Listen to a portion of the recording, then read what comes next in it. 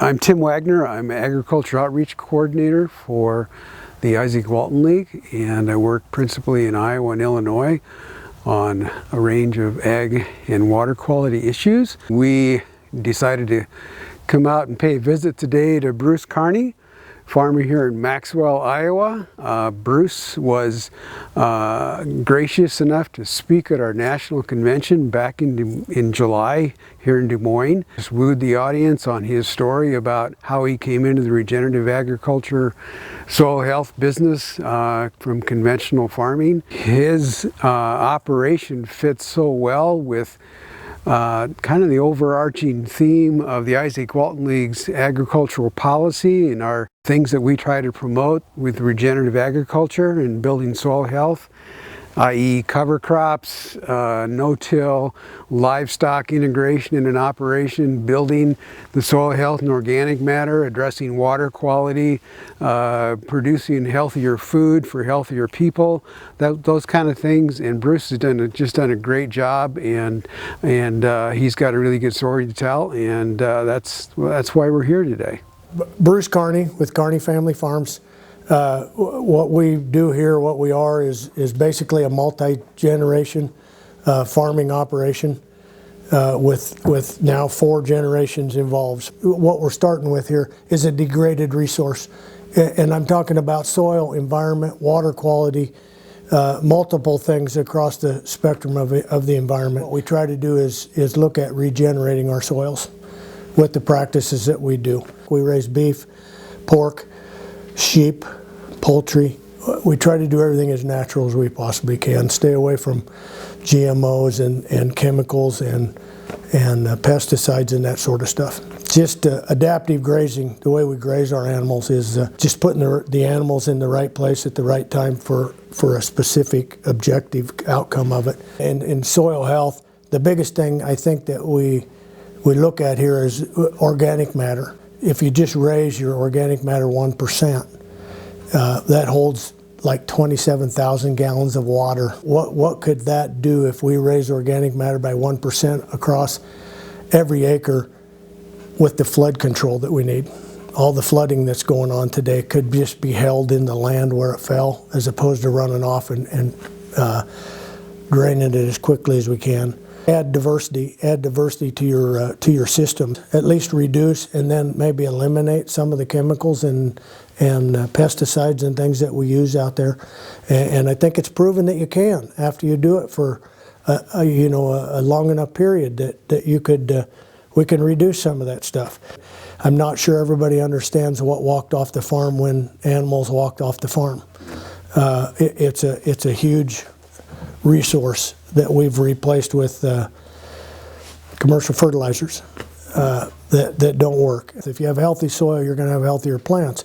And I think a big piece there, the word diversity comes in again, just to make sure you have a diversity of plants out there. The more the merrier. All different root structures, all different aspects of that to again, go down and pull all the nutrients out of the ground from different levels, from different places in the soil, bring them up. Your plants put off what they call root exudates down into the soil. They put off these into the soil. If they have more than what they need, they'll put them back in the soil and other plants can pick them up and grab them. So these plants work together and feed each other in the system. Not only is that plant healthy, but the plant next to it and the plant next to it, they work with each other to stay healthy. If you got healthy plants, I think you're going to have animal. We have a lot of trouble with in the past had a lot of trouble with pink eye in cattle and hoof rot, and I think these are all related to low soil health, low plant health. And after we get healthier soil and we have better plants and healthier plants, then we see the health of our animals staying more stable. With the adaptive grazing that we talked about, is we're going to go out here and a lot of people can call it high stock density grazing. There's rotational grazing. There's all kinds of what you call it, whatever you want to call it, but it's moving animals. Okay, so with my forage finish herd, we move twice a day. Rest is the biggest piece that you don't get out of out of continuous grazing or rotational grazing or anything. The smaller piece of ground you're on for the shorter period of time, the rest of your farm is resting the whole time you're grazing. So I think the multiple enterprises is a way to make this this work, what we're doing here on the farm. I think we're trying to build a sustainable operation that the next generation can come to, and we'll be proud to work. You know, it's something that's taking care of the environment, it's taking care of the animals, it's taking care of the plants. So we just want to continue proving the soil health, plant health, human health, everything for generations to come. And I don't see that insight in crop farming today. I just don't see that as being sustainable. I think we're going to farm it out here pretty soon. We're going to run out of fertilizers. We're going to run out of, well, the chemical companies will always make another chemical to sell you. But to me, the people that are getting rich is everybody selling the farmer something. It's not the farmer. We got a healthcare crisis in this country, and I think a big piece of this is we can fix the healthcare crisis with a perennial system, and healthy soil, healthy plants, healthy livestock. It comes down to healthy people. Looked at the health benefits of our forage finished beef versus what conventional is. In relation to healthy people, our omega-3, omega-6-3 ratio was come out in that report from 1.77 to 1. And I think a lot of the diets today are as much as 20 to 1. Omega-6 to omega-3. So it's night and day difference. They want like a 1 or like a 2 to 2.5 to 1 ratio is what they want in a diet. And the diet we're eating today is way over that in omega-6s. Omega-6s cause inflammation in your joints.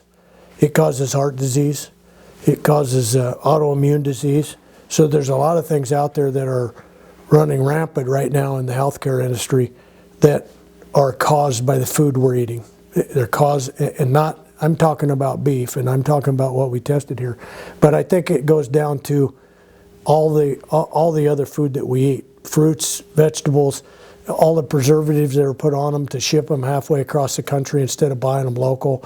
I think anytime you can buy organic or naturally raised something, it's better than conventional.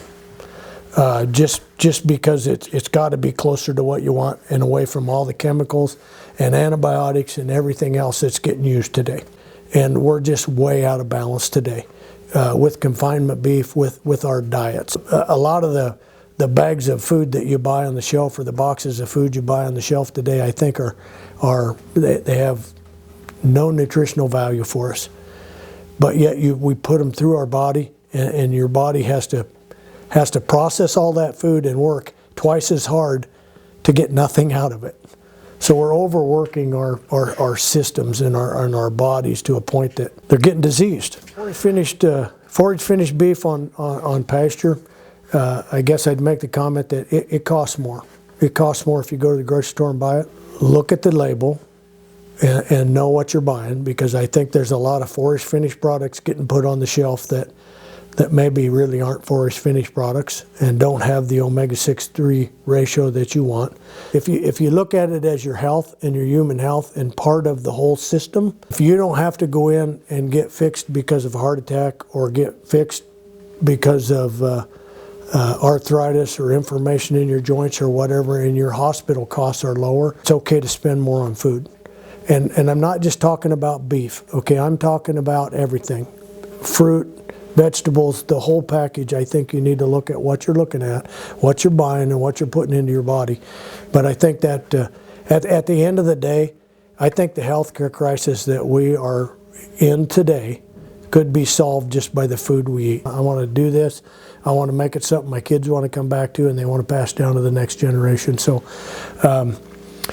and I think that the ticker was, I went to ask my mom what she thought about seeding the whole farm down to forage, and she come back immediately and said, well, that's what your dad wanted to do, so I don't see any reason not to do it.